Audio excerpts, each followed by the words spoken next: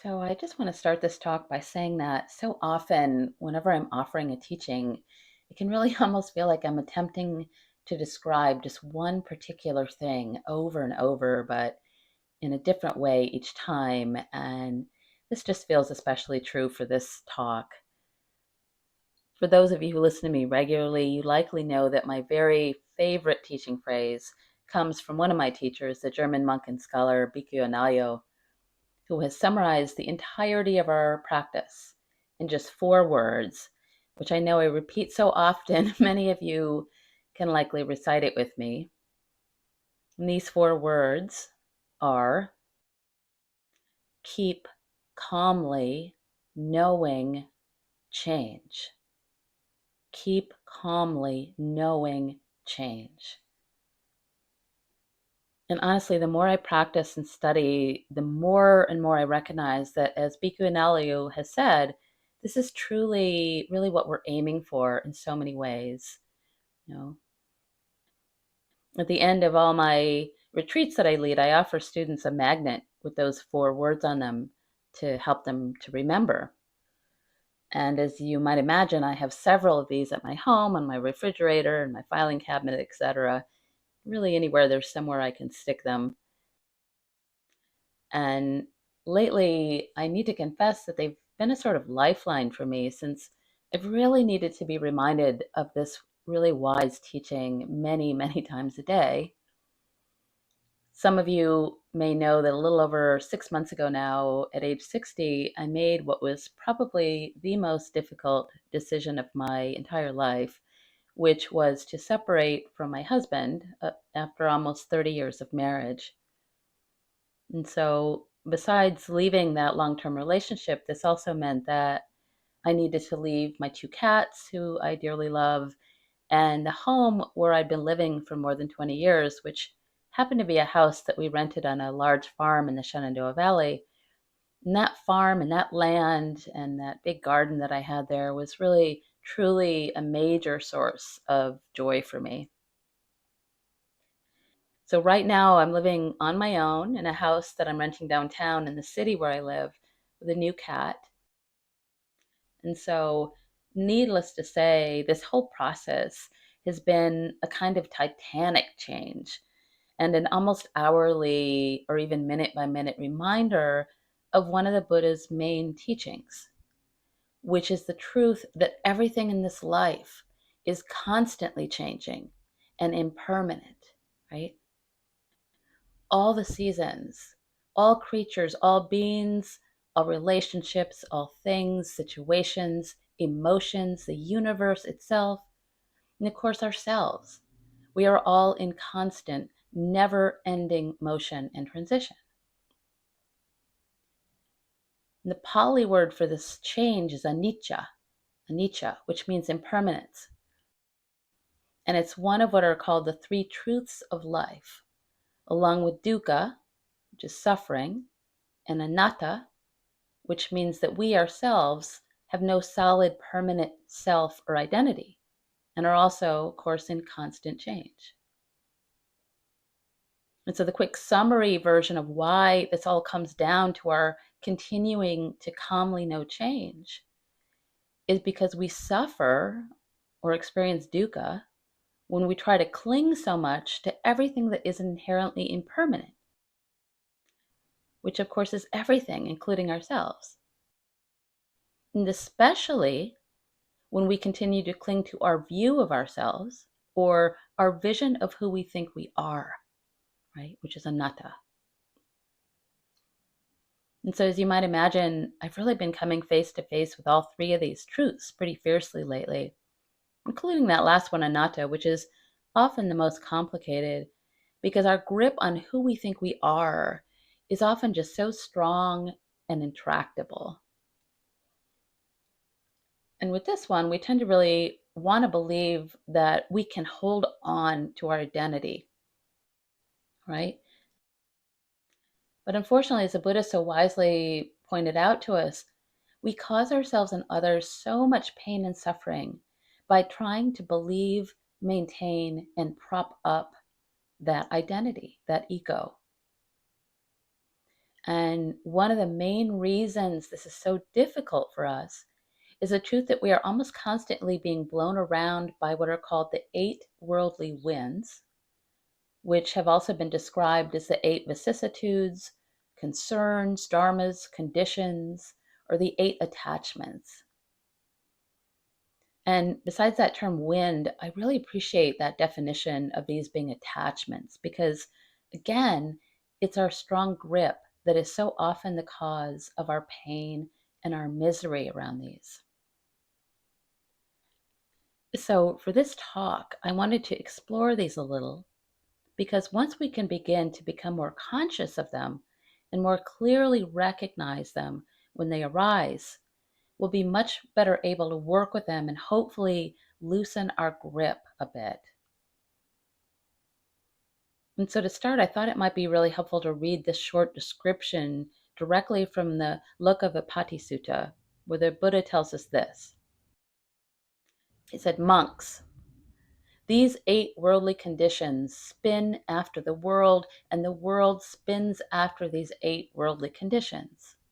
Which eight? Gain and loss, status and disgrace, praise and blame, pleasure and pain. These are the eight worldly conditions that spin after the world, and the world spins after these eight worldly conditions. And again, these are gain and loss, status and disgrace, praise and blame, pleasure and pain. So you might notice these are four pairs of opposite conditions. And if we can think of them as like umbrella categories, it can help us to remember that they are mainly referring to all of the conditions that we either hope for or fear. Hope and fear. So, for instance, we tend to seek out and hope for things like gain, status, praise, pleasure, right? And we all tend to fear or not want loss, disgrace, blame, or pain. And of course, this is just a really obvious truth, right? But the idea here is that if through our practice we can start paying closer attention to these, we'll start to notice that not only are all of these conditions constantly arising and passing and changing, just like everything else, but that we ourselves are constantly either wanting or not wanting these particular things at both conscious and unconscious levels. And depending on how we're relating to them, our fears and our hopes about these eight worldly winds can often dictate how we experience our whole world. Before I go on, though, I just want to pause for a minute and remind us that it's not that wanting or fearing any of these things in and of themselves is going to cause us to suffer. Because of course we want things like gain, status, praise, pleasure. And of course we don't want things like loss, disgrace, pain, or blame. Of course, we're all human, and it's just how we're wired. So it's really okay. We also want to remember that we really don't have a lot of control over these conditions, which again are constantly arriving and departing throughout our lives, just like the wind. So for instance, sometimes these can arrive as a kind of a slight breeze that doesn't last that long. Or sometimes it can arrive in the form of a really intense storm, right? One that might completely shake up our world and last so much longer than we expected it to. And just to emphasize, these conditions or winds really aren't the problem, because if that were the case, life itself would be a problem. What we are being asked to recognize is that our level of either attachment or resistance to our wanting or not wanting any of these conditions is essentially what is going to determine our level of stress and suffering, or our sense of balance and ease. So this is really the key. It's the most important thing to remember, that our level of attachment or resistance is what is going to determine our level of stress or ease our suffering. So, for instance, if we take a closer look, we might notice that whenever we find ourselves swept up in wanting or not wanting, or hopes or fears, it can often feel like we're kind of trapped in some sort of tornado, like we're basically just being spun around and around by these winds. And what we tend to want, sometimes really desperately, is just to make it stop, right? We want the pain of the wanting or the not wanting to somehow be fixed. And this means having things turn out exactly how we want them to, because somehow we think that is what's going to fix it. And of course, the problem is that this is really, truly impossible, right? To make everyone and everything in our lives be exactly as we want them to be all the time. And as we all know, we each have all manner and variety of strategies to try to avoid the pain and frustration of this kind of wanting and not wanting, all of which, of course, just tends to make things even worse. One of my professors when I attended Naropa University in Boulder, Colorado, the great teacher Judy Leaf, once wrote what I thought was a really good explanation of this. She said, "It is one thing to recognize what we would like to attract and what we prefer to get rid of, and quite another to be obsessed with getting our way and terrified of things going wrong." She said, "These cycles of hope and fear occupy our minds and capture our energy. No matter what is happening to us, we think it could be better, or at least different. No matter who we are, we think we could be better, or at least different. Nothing is ever good enough, and therefore we can never relax." Right? And here she's again kind of describing what the Buddha called dukkha, or suffering, which has often been translated as the suffering that we experience when we can't seem to find permanent satisfaction.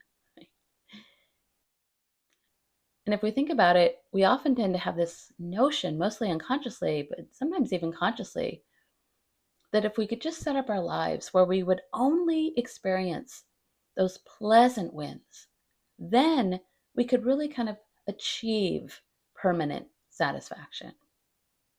Like, we might have a kind of hopeful underlying belief that someday, finally, we're going to discover that sweet spot, and life is just going to stay that way, permanently. And somehow we failed if we haven't reached that yet. But as those of us who have lived on this earth long enough can attest, life just has a way of continuing to pull the rug out from under us and disrupting our wish for this again and again and again. And this is exactly what the Buddha was trying to draw our attention to 2,600 years ago, right after his enlightenment, when he offered us his first sermon on the Four Noble Truths. In that very first noble truth, the Buddha simply acknowledged there is suffering. There is suffering, or there is dukkha, dissatisfaction, as well as the truth that we are all experiencing it. None of us are immune. Right? We all experience this. And so if this is really it, if this is life itself, the full catastrophe, as the teacher John Kabat-Zinn has called it, what do we do? Right? How do we work with this? How do we remain steady and find some peace and ease in the very center of the storm? So to begin, our practice is inviting us to very actively become much more conscious about our particular fears and hopes, so that we can learn how not to cling so tightly to what we want and to not so strongly reject or push away what we don't want. And so we really want to be aware of and explore our particular hopes and fears, so that we're going to be more able to catch ourselves more quickly when we find that we've been somehow swept up into a kind of stressful tornado of wanting or not wanting. When the Buddha first introduced the teachings on the eight worldly winds, he told us this, quote, gain, loss, status, disgrace, censure, praise, pleasure, pain. These conditions among human beings are inconstant, impermanent, and subject to change. Knowing this, the wise person, mindful, ponders these changing conditions. Desirable things do not charm the mind. Undesirable ones bring no resistance. Ones welcoming and rebelling are scattered, gone to their end, do not exist. And so, what he's telling us here, as always, is that we need to be mindful of these and to really examine and question them. And so, one of the ways we can start to take a closer look at these is through the eyes of the ancient Buddhist philosopher Nagarjuna, who termed these eight conditions as the eight worldly preoccupations, as in, these are the fears and hopes that we tend to preoccupy ourselves with. Right? So, you might even right now just take a moment to consider this for yourself. Are you in any way preoccupied with hoping for something in your life right now? Preoccupied with that hope? Just a question. You may or may not be. Just take a look.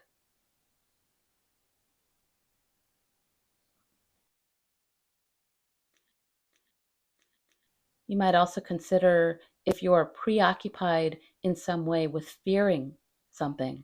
You're preoccupied with some sort of fear. Preoccupied. Just take a moment.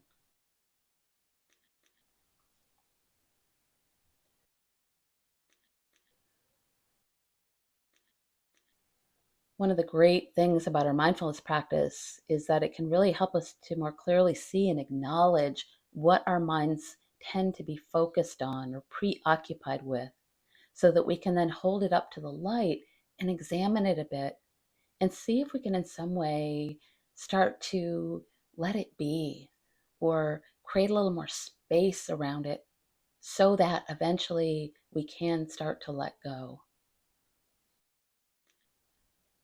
It can also be really helpful for us to better understand why our clinging and resistance causes us so much extra stress.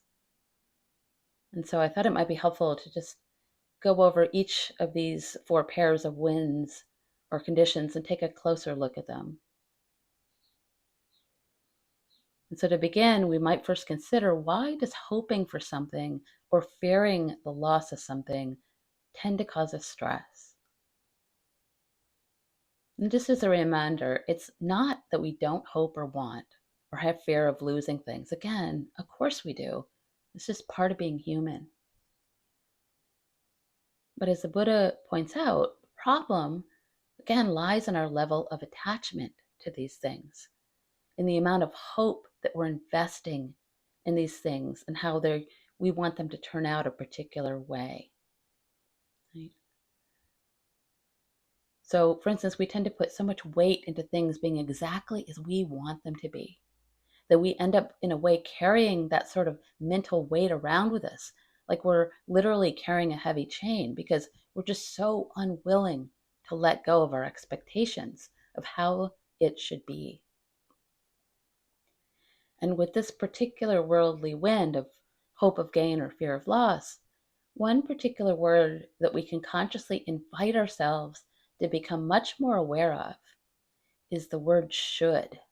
The word should, as in I should or shouldn't. He, she, they should or shouldn't. It should or shouldn't, right? And as we all know, the word should is almost always toxic, right? So when we can start to notice our level of attachment to our shoulds, it can really shed some light on how much stress it's causing us, which can, again, help us to start to loosen our grip a little, because we can see how much pain it's causing us.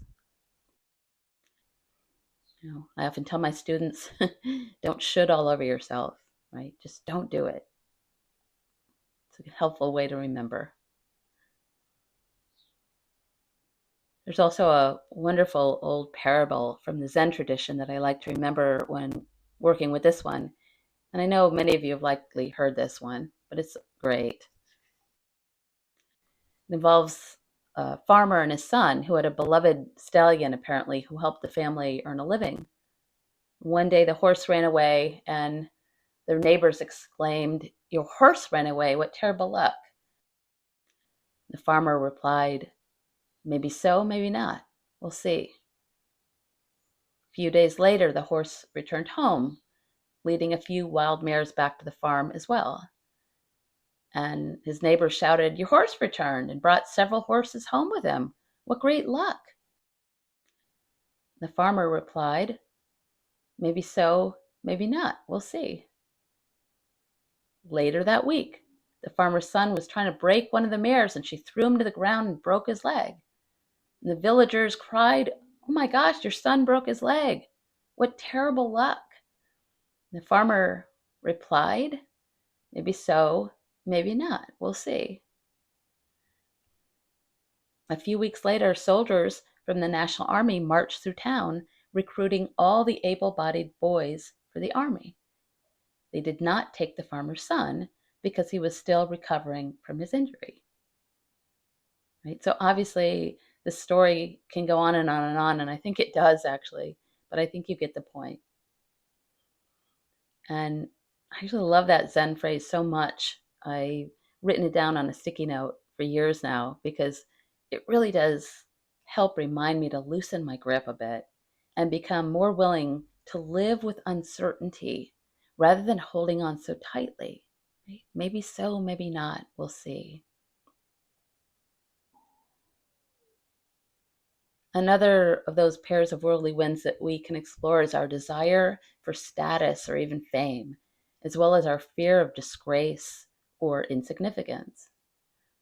And with this one, I find it really helpful to remember that our hope and our fear around these two things is actually built into our DNA, right? So we don't have to feel bad about these.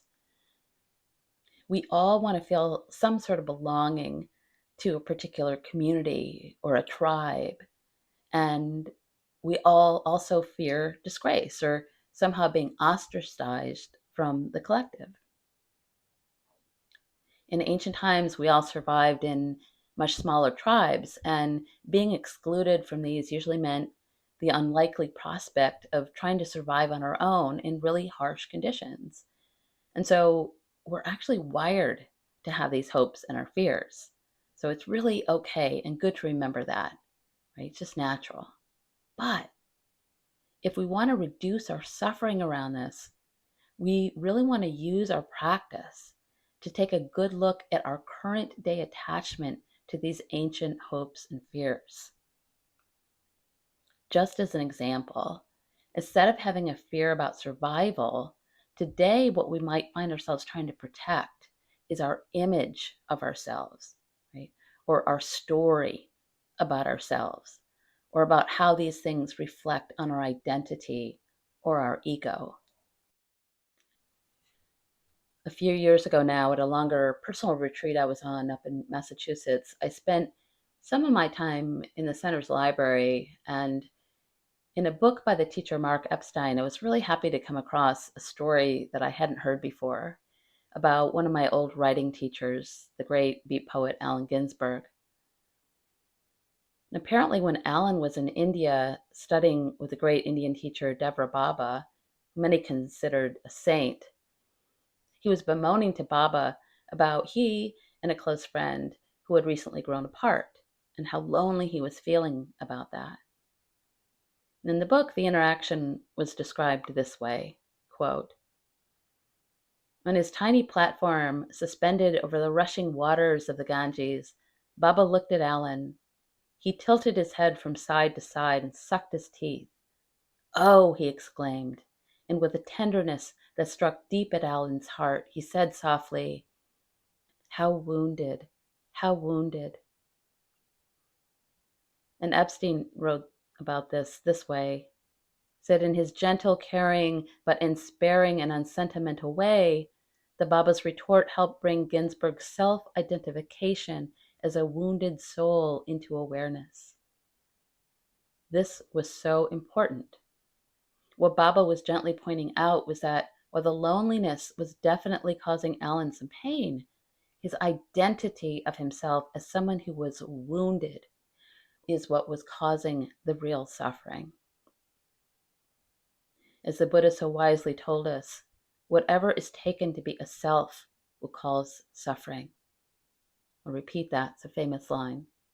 Whatever is taken to be a self will cause suffering. And so what Baba's response did essentially was to knock Alan out of his delusion. And suddenly he could see how much extra suffering that he was creating for himself by defining himself in that way. What he realized was that this was just a really old habit of mind arising from a kind of entrenched, established identity that had formed in childhood, and that it was causing him to suffer just even more. And as a confession, as I was reading that story, I was feeling a bit of the same. And so this really struck me at the right moment. It also occurred to me that the opposite of that phrase might be so special, which is when we think that we are somehow so much more important than others, or that in some way we're special, which is also simply another kind of identity, one that can also cause us so much pain when we're believing it, or maybe even trying to nurture it or maintain it.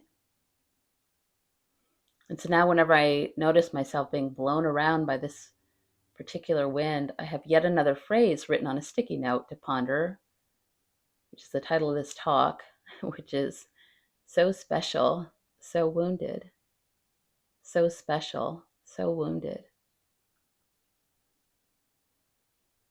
And that phrase also closely relates to another one of those pairs of winds, which are two that we almost constantly are being bombarded with, which are the winds of praise and blame. Praise and blame. And as with all the others, we might notice that with these winds, we often feel like we want a kind of perfection here too, or a kind of permanence, which mainly involves wanting only positive opinions of ourselves from other people, which unfortunately, again, is just completely impossible. Just as for instance, a dear friend of mine and I recently started a monthly dancing group where people can come together once a month to kind of let off some steam and find some joy in moving their bodies together and dance. And we're really excited about this. And we were also really thrilled because a reporter for the local newspaper decided to write a story about it. And when it came out in the newspaper, I need to confess that I suddenly found myself feeling really nervous about what the community was going to think about this, right?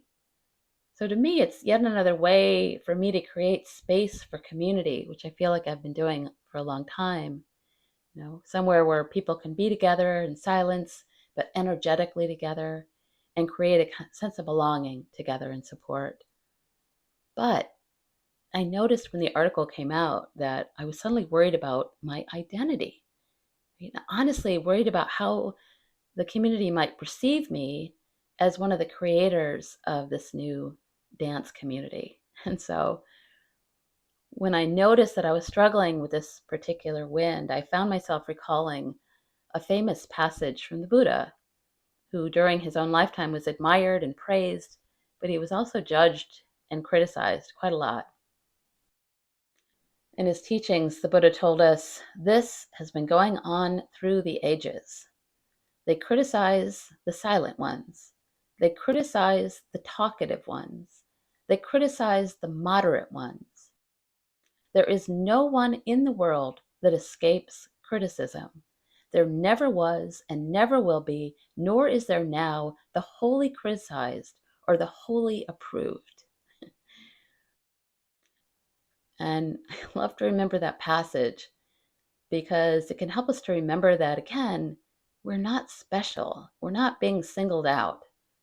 We're not the only ones to be wounded by judgment or criticism, even though, of course, when it's happening, it can sometimes really feel like that. When we're investigating this one, another thing to notice is whether our dukkha or dissatisfaction might be showing up in the form of feeling like maybe we can never get enough praise to fully satisfy us. We can also notice if we're somehow feeling like we can never be fully free from that threat of being found wanting in some way. We're never free of that. And with this particular one, we might notice that when we're really attached to both our hope and our fear about how we're being perceived, it can often feel like we're being pushed and pulled back and forth by other people's different opinions of us. And we might even notice again if we might be preoccupied with this. The Tibetan Buddhist master Lama Yeshe calls this the constant yo-yo effect, which he describes this way. Someone gave me a present. I feel so happy. Someone took away my gift. I'm so unhappy. Somebody says, you're wonderful, and you feel up. Somebody says, you made a mistake, and then your mood goes down. I think we can all relate to that. I remember experiencing a really clear example of this when I was reading some of the comments about a talk that I posted. The first commentator wrote that she really appreciated hearing my laughter throughout the talk and that she'd been laughing right along with me. And in the very next comment box, the very next one, someone else had written that while they had enjoyed my talk, they found my laughter just totally distracting. And so in the span of about 30 seconds, I got to experience those two opposites, praise and blame, really in the same moment, right? And it caught me. And because I was experiencing both at the exact same time and didn't know which one was true, if you will, my ego suddenly had nothing to do and nowhere to go. And in that moment, I noticed that there was no identity that I could hook myself onto. And I found myself laughing out loud about this. I also realized that if I'd only gotten one of those comments, I probably would have had a very different experience, right? And what it reminded me was that neither comment was really about me at all. And when I recognized this, I could truly let go of needing to feel either special or wounded. It was very liberating in that moment. And so finally, we come to the fourth pair of those winds, which are often called the winds of pleasure and pain. And these two are probably the most difficult ones for all of us because they encompass all of the rest. The Indian Buddhist philosopher Nagarjuna termed this pair of winds happiness versus suffering, and explained that we tend to look at things in terms of our hope for happiness and our fear of suffering. And whenever I'm teaching newcomers about the practice, I like to describe how in the teachings, our emotional lives are often likened to the ocean, which experiences all these different winds, all of which can create a variety of waves in the water. And so if we can imagine that we ourselves are that ocean, the truth is that it's our common tendency, right, to want only to experience the waves or winds of gain, pleasure, success, and praise. We tend to really welcome those or maybe even seek them out. And of course, on the other hand, we tend to want to resist the inevitable waves of pain, grief, anger, sense of failure, or blame.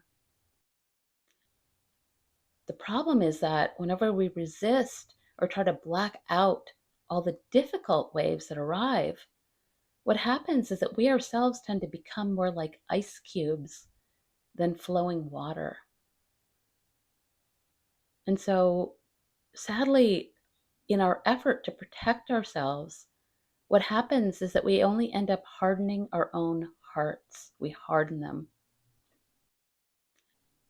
And instead of protecting us, what happens is that we not only lock in whatever that wave brought, the grief, the anger, the blame, etc., we also end up blocking out our full capacity for joy, our full capacity for experiencing life itself.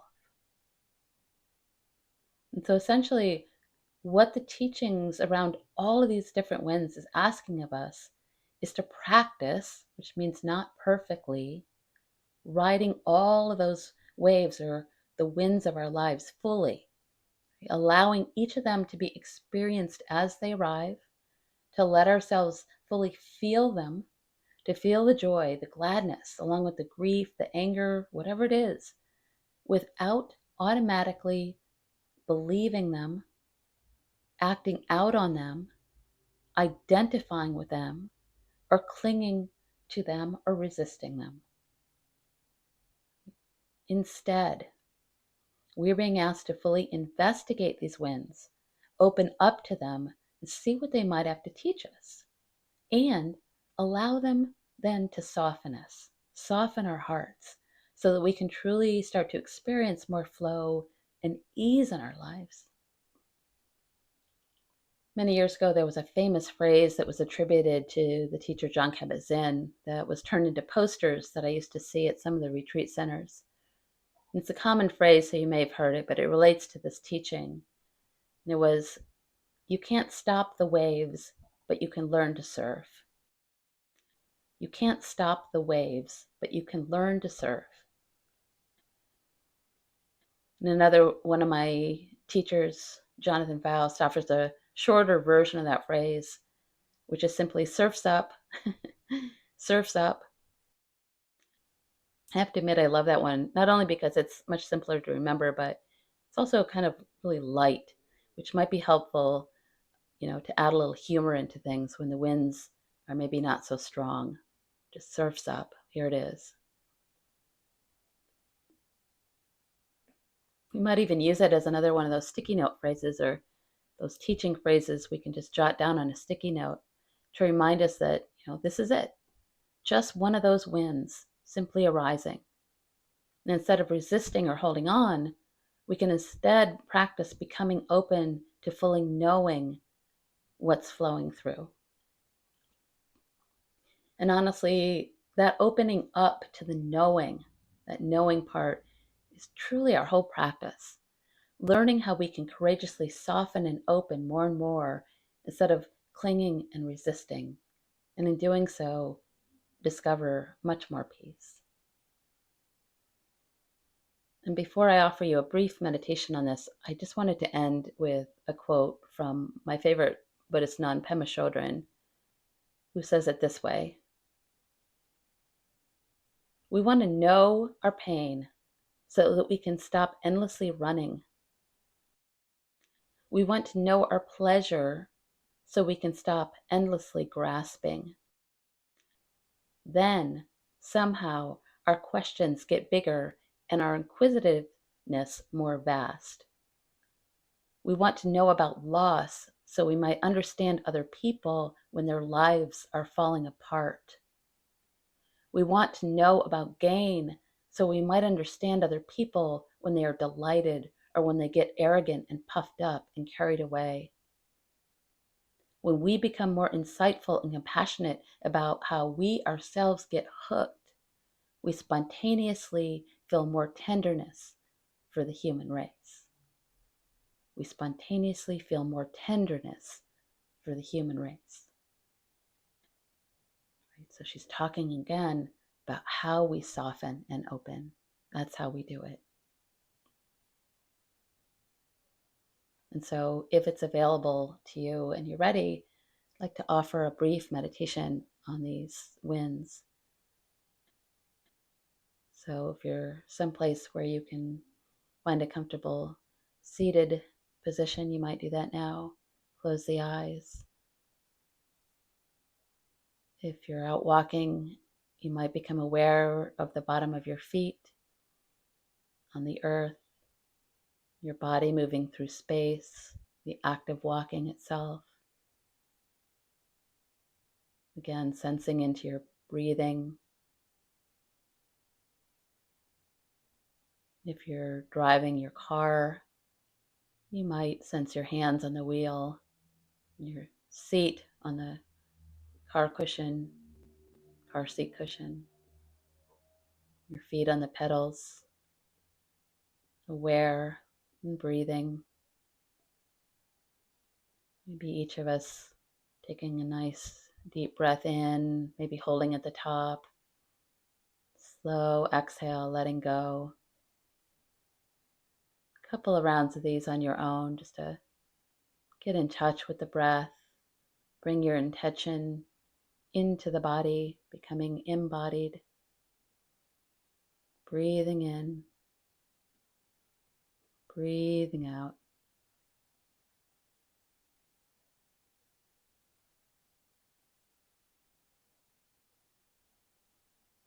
On each exhale, consciously allowing yourself to let go a little bit.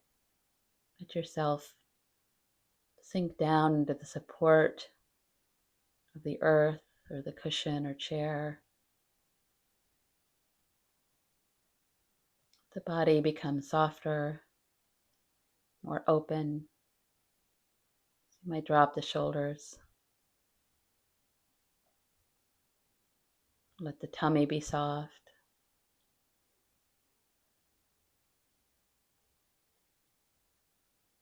You might notice the center of the palms. Let the center of the palms soften in a gesture of both receiving and letting go. Let them be open.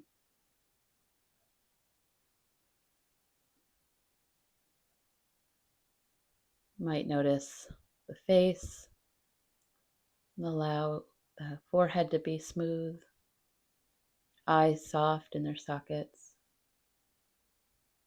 teeth slightly parted so the jaw can relax, still aware of the breath.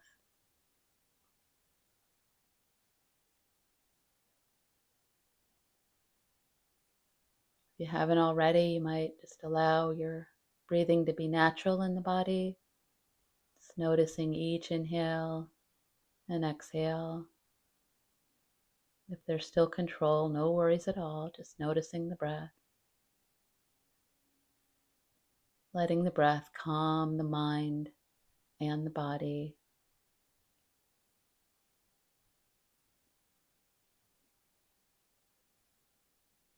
Again, maybe dropping the shoulders.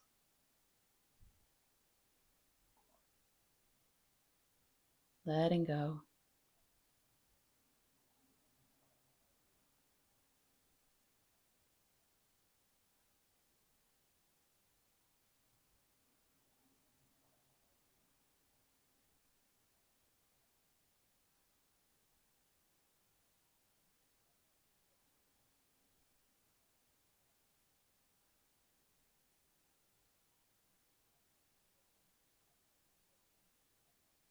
And as you're ready, I'd like to invite you to consider, again, what you might be preoccupied with lately.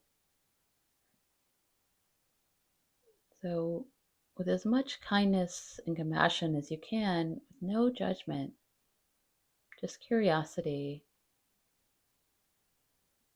you might become aware of what you're hoping for, or maybe what you're fearing. Maybe they're tied together. Just notice.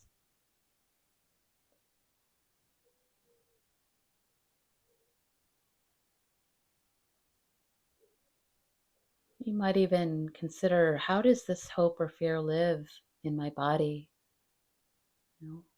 How does it affect my body? This longing or this fear.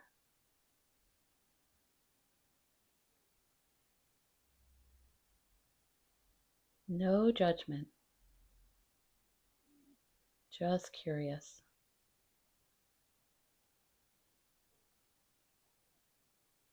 If it's helpful, you might even place one hand or both on the heart, if that's available, or one hand on the heart, one on the belly, just to get more in touch with the body and the heart, more in touch with that hope or fear. Let yourself really experience it. Let yourself see it and feel it. Let it be known in the body, the mind, and the heart.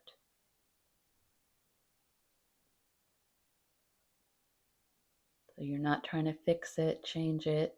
You're just trying to see it and know it.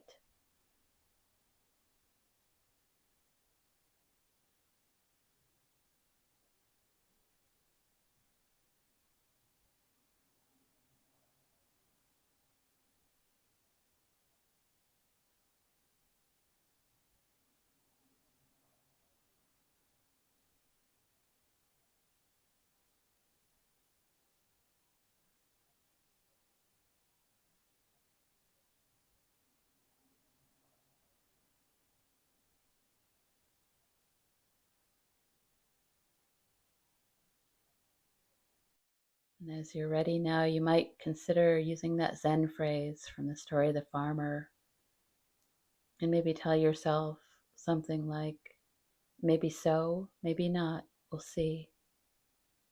Just see how it lands. Maybe so, maybe not, we'll see.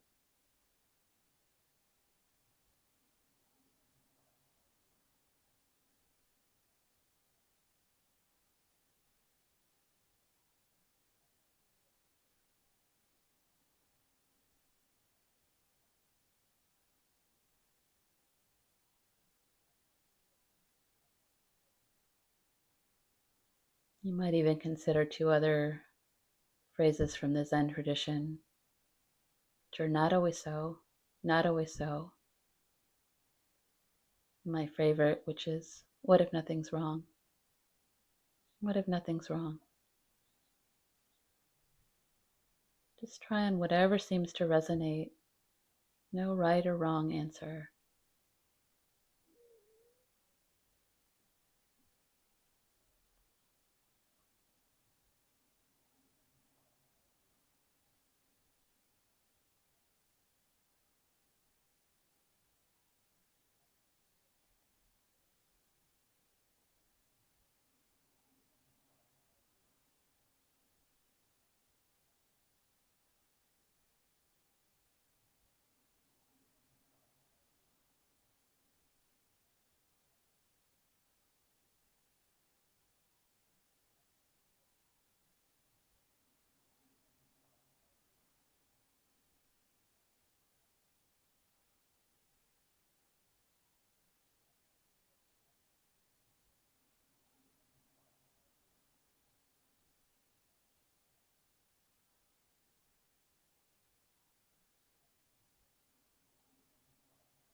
Finally, you might consider what might help me to discover just a little more space around this. What might help me discover just a little more space around this?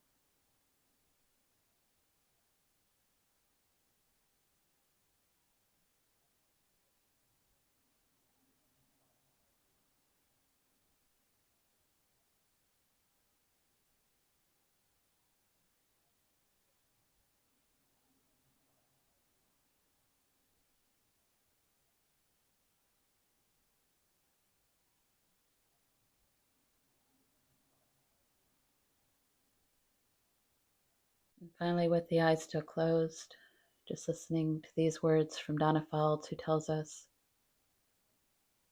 there is no controlling life. There is no controlling life. Try corralling a lightning bolt, containing a tornado. Dam a stream and it will create a new channel. Resist and the tide will sweep you off your feet. Allow and grace will carry you to higher ground. The only safety lies in letting it all in, the wild and the weak, fear, fantasies, failures, and success. When loss rips off the doors of the heart, or sadness veils your vision with despair, practice becomes simply bearing the truth. In the choice to let go of your known way of being, the whole world is revealed to your new eyes. The whole world is revealed to your new eyes. Namaste and blessings.